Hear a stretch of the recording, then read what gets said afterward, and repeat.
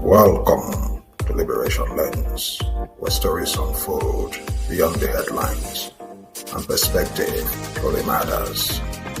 History isn't finished, it's unfolding. This is Liberation Lens. Perspective matters. This is Liberation Lens, Perspective Matters. In today's documentary, we expose the hidden cost of the green energy revolution in Africa. From cobalt mines in Congo to lithium pits in Zimbabwe, African lands and people are once again treated as a sacrifice zone, this time in the name of sustainability. But what they call green is often red with blood and black with exploitation. As African youth, we must ask, who truly benefits from this so-called green boom? Who pays the price? And how can we break the cycle of extraction and dependency that has haunted us for centuries? This is not just about climate change. It's about climate justice, and it begins with hearing the voices of those at the front lines of mineral colonialism. This is Liberation Lens, where we decode power, challenge empire, and reclaim the future. Because yes, perspective matters. My dear African people, as the world pivots towards renewable energy, Africa finds itself at the center of a new resource scramble. But is this transition truly green for Africa? Here are some key insights and facts. The Democratic Republic of Congo, DRC, supplies over 70% of the world's cobalt, essential for lithium-ion batteries powering electric vehicles and smartphones. Zimbabwe's Bakita lithium mine and Nigeria's Nasarawa region have become major extraction zones.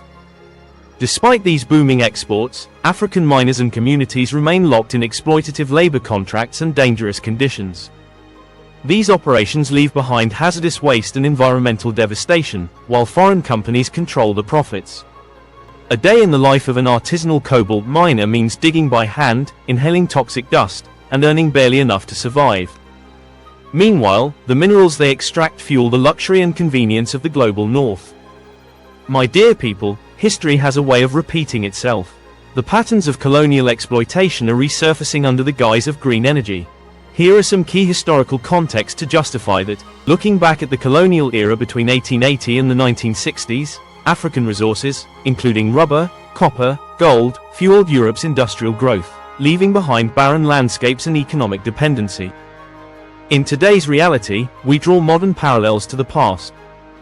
Today's green energy projects often replicate colonial patterns, with foreign companies reaping profits while local communities bear the costs. The environmental toll of green energy extraction is profound, affecting both ecosystems and human lives. Green energy companies often operate under opaque agreements, mirroring past colonial trade deals. Who owns the mines? How do African governments negotiate these deals? Can African nations reclaim control over their own resources and sovereignty? Why must we all endorse neo-colonialism? Let's talk environmental and social injustices. The environmental toll of green energy extraction is profound, affecting both ecosystems and human lives. Look at the biodiversity situation. Mining activities threaten habitats of endangered species, including Africa's great apes and rare flora. A case study is the deforestation caused by lithium and cobalt mining. Look at community displacement. Projects like Senegal's Grand Tortue Armayam gas project have led to the displacement of fishing communities, disrupting livelihoods and cultural practices. It is a perfect example of how forced migration disrupts traditional economies and ways of life. In addition to that, behind the shiny facade of green technology lies a grim reality of labor exploitation and human rights violations. Child labor is rife in Nigeria's Nasarawa region, where children as young as 6 work in hazardous conditions in lithium mines, with no formal education. Artisanal miners work under very unsafe conditions, often lack protective equipment, leading to health issues and fatalities. All these point to global power dynamics and economic disparities. The global green energy transition is entangled with geopolitical interests and economic inequalities. Foreign dominance is on the rise. Powers are changing hands. Chinese companies control a significant portion of Africa's mining sector, including key supply chains, often with opaque contracts and minimal local benefits. Could investment in local battery production help shift power dynamics?